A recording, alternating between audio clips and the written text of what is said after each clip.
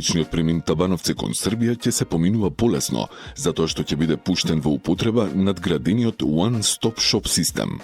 Ова го најави министерот за внатрешни работи Панче Тошковски, кој соопшти дека поминала ратификација на договорот што претходно го потпишаа со српскиот колега Ивица Дачиć и се надева оти правилната употреба на системот ќе овозможи многу побрз трансфер на граѓаните.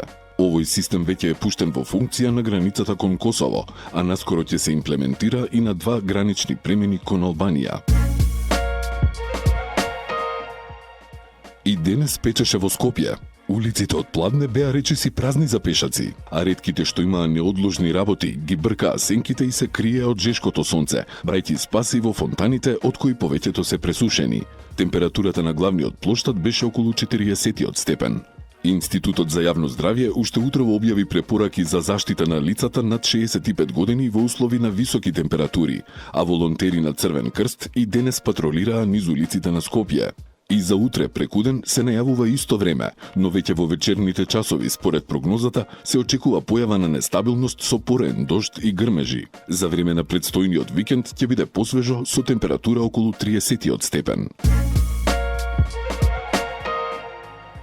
Бројот на умрени лица од насилна смрт минатата година е зголемен за 24% во однос на 2023. Од вкупно 511 умрени лица, над 68% се мажи. Од сите случаи на насилна смрт, најмногу околу 78% се несреќни случаи, а 17% се самоубиства, покажуваат податоците на Државниот завод за статистика.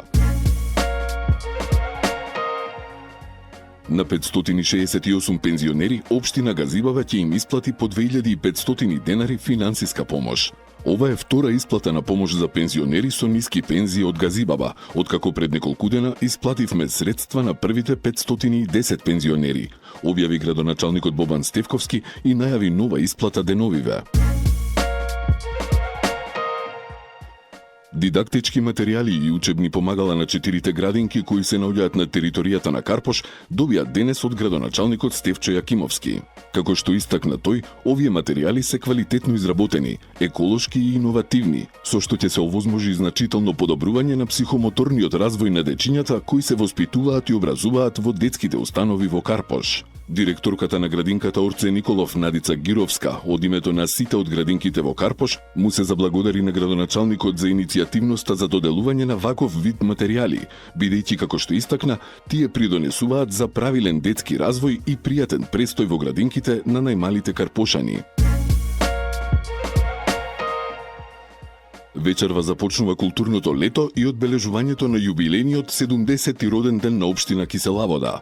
Ќе се слави со бројни културно-забавни случувања кои ќе траат до 29 јуни.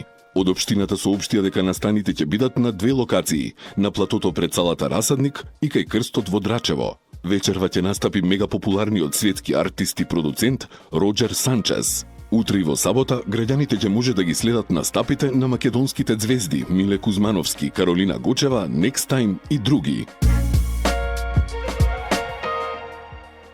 Внимателно одбрани мотоцикли од сите значајни категории ќе бидат изложени на 29 јуни од 12 до 17 часот во паркот на Франкофонија во рамките на манифестацијата Cruise Cult 2025, соопштија од општина Центар. Во секоја класа ќе бидат представени по неколку карактеристични модели, а во рамките на настанот ќе биде поставена и фотографска изложба што го доловува визуелниот идентитет и животниот стил на мотокултурата. Со цел да се поврзат локалните бизниси, предприемачите, инвеститори и други клучни актери за стимулирање на економскиот развој и создавање нови можности за раст, денес и утре се одржува регионален сајм за економски развој, Експо Илинден 2025. Во спортската сала Гоце Делчев ќе се представат компании од различни сектори, од областа на индустријата, градежништвото, земјоделие, туризам, угостители и технологијата. Со центарци кои живеат околу клиничкиот центар, вчера се сретна градоначалникот Горан Герасимовски во рамките на маалските средби што ги организира општината Летово. Еден од најголемите проблеми на граѓаните е хигиената. Заради неажурноста на градот Скопје и јавното предпријатие Комунална хигиена, Скопје е преплавено во смет. Нашите чистачи се секој ден на терен за да го собираат сметот од центарските улици, истакна Герасимовски.